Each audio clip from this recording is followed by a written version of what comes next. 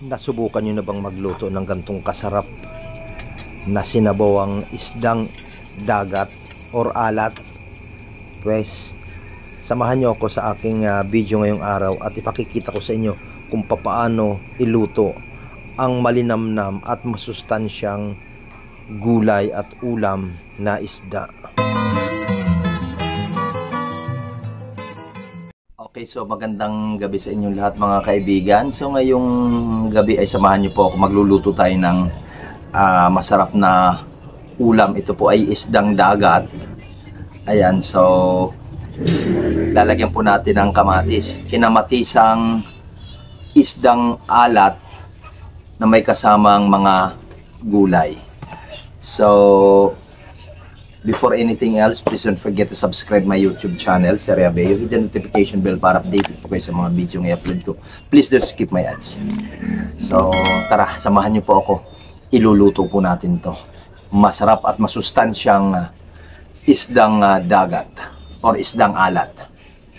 So, bali po, ito po yung ating isda. Ayan. Ito po yung ating gulay, kamatis, at saka malunggay. So, tara samahan niyo po ako. Magluluto po tayo. Okay, ang una po nating ilagay ay lagyan natin ng tubig. Saka natin ilagay ang ating kamatis. Ayan, katamtamang tubig lang.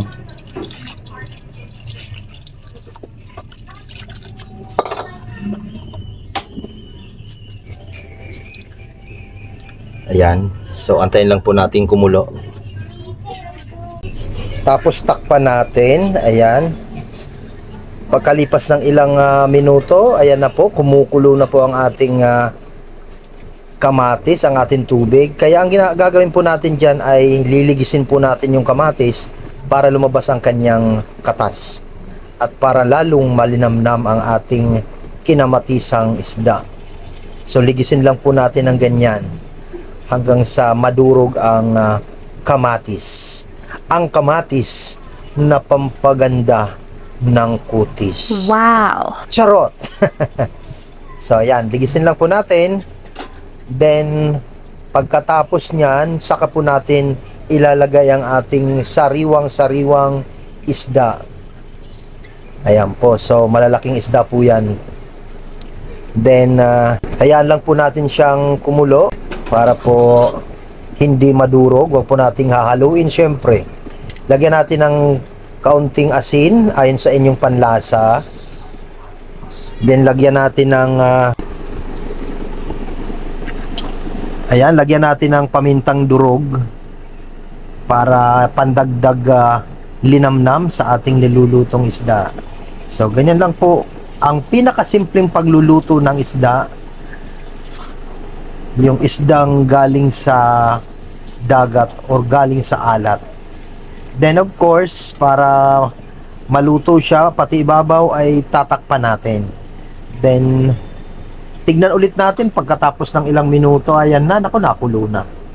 So ilalagay na po naman natin dyan ang ating malunggay. So ako kasi pansariling ulam po yan, ay nilalagyan ko po yan ng maraming malunggay para masustansya po ang ating niluluto. Tandaan ninyo po na ang malunggay ay maraming benepisyo po sa katawan yan.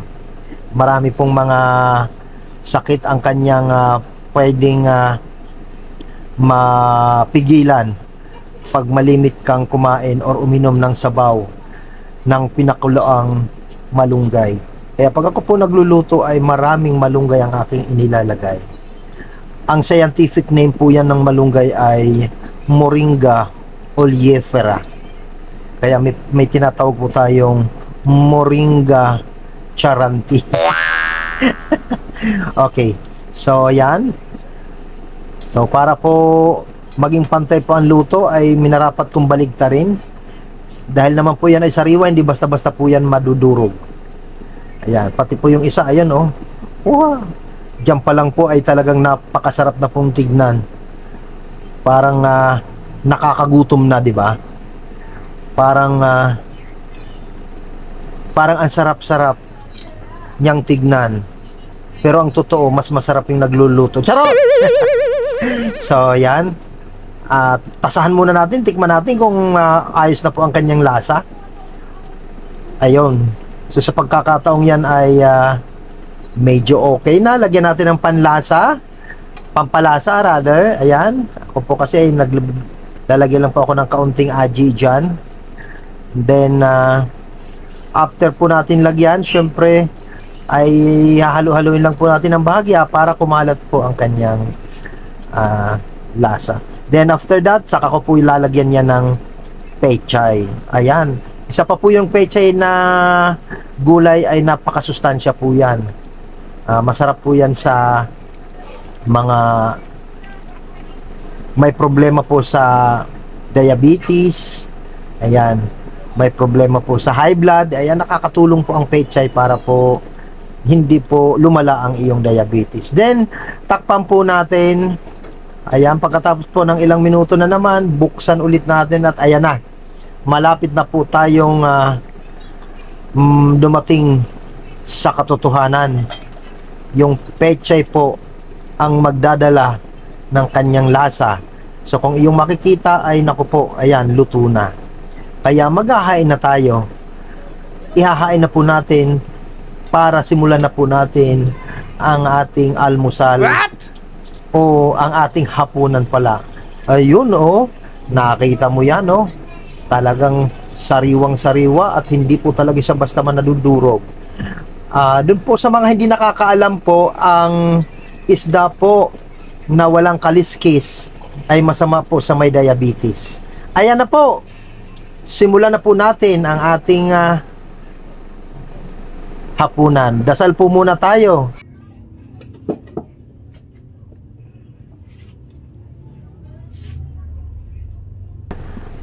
Bless us, O Lord, in this thy gifts which we are about to receive from thy bounty through Christ our Lord. Amen. So, tikman na natin ang ating niluto. Kain po tayo mga kaibigan. Ayun po, wow, gulay pa lang, ulam na. At diyan na po natin matatasahan. Ayan po. Wow. So, ganyan lang po ka-simple po. Hindi mo na kailangan ng mga maraming rekado dyan. Sa kapirasong malunggay at pechay, napakasarap na pong sahog yan. At merong kamatis. So, makikita nyo po na enjoy na enjoy po tayo. Wow, ang sarap. Talagang napakasustansya po ng ating niluto ngayong gabi. So, ganyan lang po ang pagluluto mga kaibigan. Yan po kasi may nabibilhan po ako sa amin.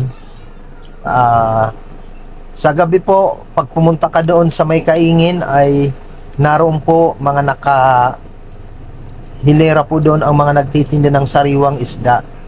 Kaya doon po ako nabili. Ayan, kagaya niya, So, ayan po. Enjoy na enjoy ang inyong lingkod sa masarap na hapunan sa pamamagitan ng isdang alat. Paki-comment nga ako kung ano po ang tawag sa inyo ng isdang yan. Hindi ko kasi masyadong kilala ang isda na yan, pero ang alam ko po ay masarap po yung sinabawan. So, yan po.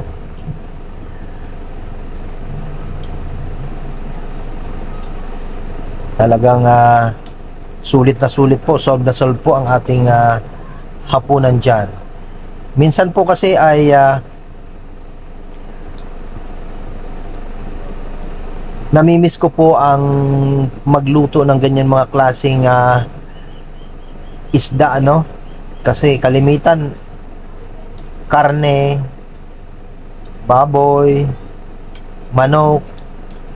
Pero kung tutuusin ay nasa isda po ang tunay na sustansya. Kaya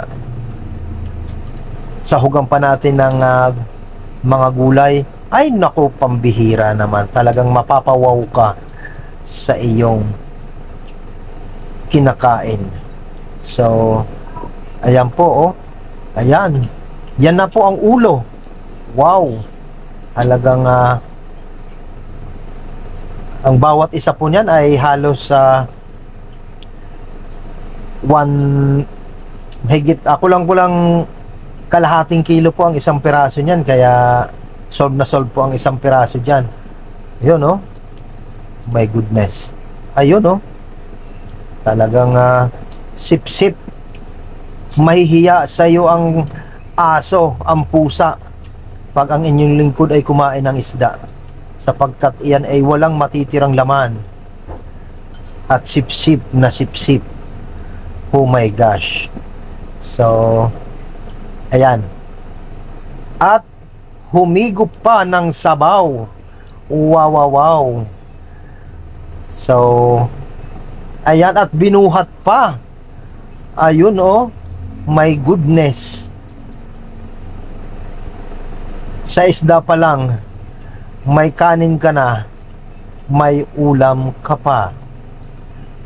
So, ganun lang po ang ating dapat gawin. Lalo-lalo na po yung may mga problema sa, may mga rayuma, may mga gout.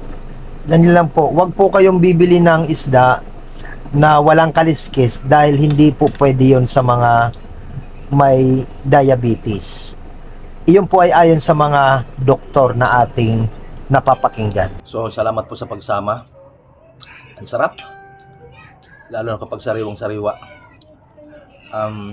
Sa mga tropa ko, sa mga kumpare ko, magandang gabi sa inyong lahat dyan. Kay parang Renjo Yape, kay Sarinomil Farm Vlog, kay Kuya North TV, at saka dun sa mga nagpapa-shoutout sa akin, kay Akira. Ayan. So, huwag po kayo magsasawang manood sa aking mga vlog. At marami po tayong